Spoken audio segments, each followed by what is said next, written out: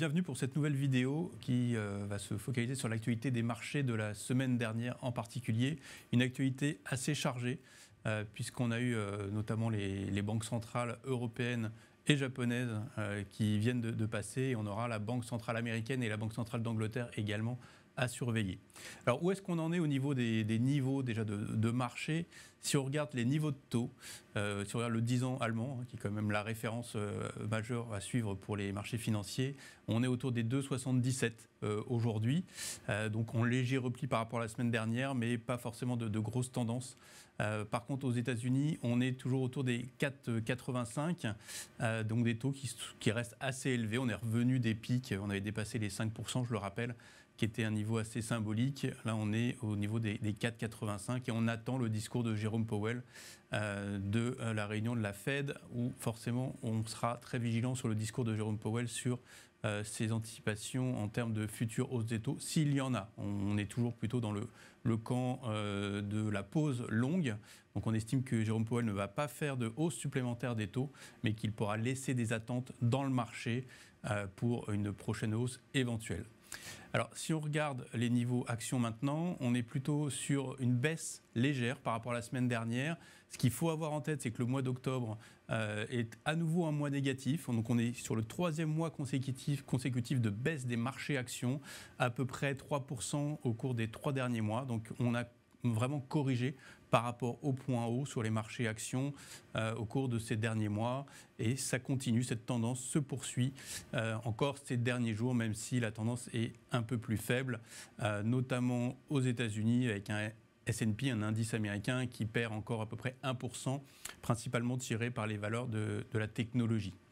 Alors, en dehors de ces niveaux de marché, qu'est-ce qui a été important pour les marchés financiers en termes de données macroéconomiques? On a eu pas mal de chiffres. On a eu les indicateurs avancés, notamment les PMI, les indicateurs en termes de croissance potentielle à venir, que ce soit en zone euro ou en Europe.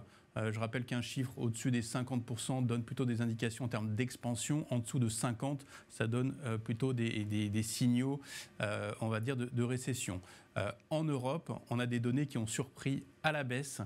Donc on est vraiment toujours dans cette tendance de dégradation du momentum macroéconomique côté zone euro, alors qu'aux États-Unis, on est plutôt dans une tendance plutôt stable autour de cette zone de 50, que ce soit pour les services ou pour la composante manufacturière. Donc c'est vrai qu'aux États-Unis, on est toujours sur cette tendance de surprise plutôt positive, que ce soit pour les données avancées, les PMI, mais aussi pour la croissance constatée, puisqu'on a eu les chiffres du troisième trimestre qui sont sortis, avec une croissance aux États-Unis de 4,9%, donc au-dessus des attentes qui étaient à 4,5%, donc une vigueur de l'économie américaine qui continue de surprendre.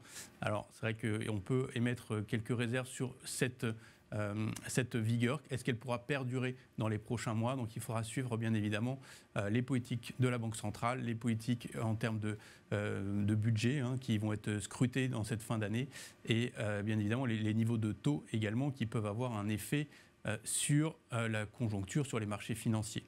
Sans oublier bien évidemment toute la géopolitique et ce qui se passe au Proche-Orient également, sachant qu'aujourd'hui, on peut, en regardant les marchés, considérer que les marchés, finalement, ne prennent pas vraiment en compte ou n'intègrent pas complètement les risques géopolitiques à ce stade, étant donné les faibles mouvements qu'on a connus sur les marchés actions ou sur les mouvements de taux au cours de ces dernières semaines.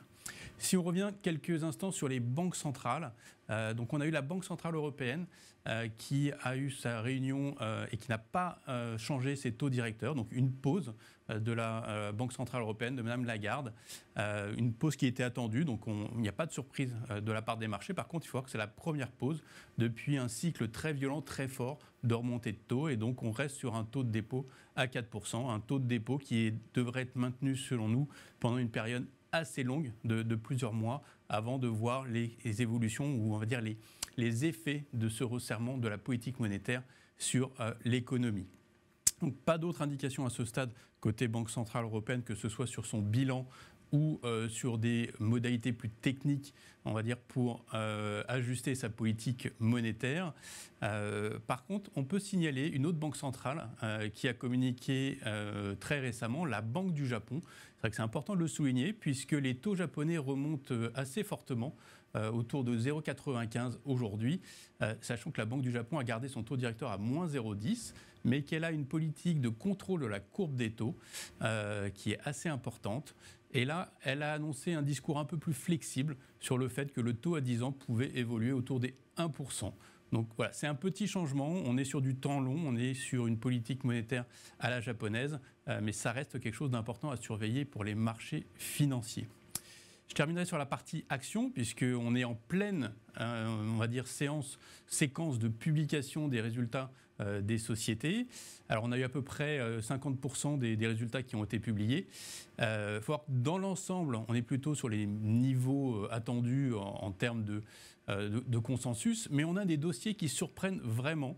Lorsqu'il y a des déceptions sur certains résultats ou sur certaines communications de certaines sociétés, on a tout de suite une sanction de la part des marchés financiers. Alors, on peut penser à Alstom en début de mois ou à Technip, mais aussi également à des noms comme Worldline ou Sanofi qui ont publié plus récemment et qui se sont accompagnés par des baisses vraiment très importantes, une baisse de 60% pour Worldline et une baisse de 19% pour Sanofi. Donc c'est vrai que des baisses qui peuvent sembler exagérées puisque c'est vrai que les résultats ont été décevants, la communication a été décevante, mais c'est vrai que ce type de réaction peut laisser penser qu'il y a on va dire des mouvements assez systématiques qui sont basés sur des algorithmes qui amplifient ce type de réaction de marché. Donc ça reste très important à surveiller d'un point de vue spécifique et annonce de résultats. Mais dans l'ensemble, les résultats restent plutôt corrects. Voilà. En termes d'allocation, pour terminer, je soulignerai qu'on reste plutôt prudent sur la partie action et que sur la partie fixed income, la partie obligataire, on reste surpondéré sur la partie crédit et la partie high yield. Voilà, donc on garde nos recommandations et on va revoir nos principales recommandations en termes de classe d'actifs d'ici la semaine prochaine. Je vous souhaite à tous une très bonne journée et je vous dis à bientôt. Merci.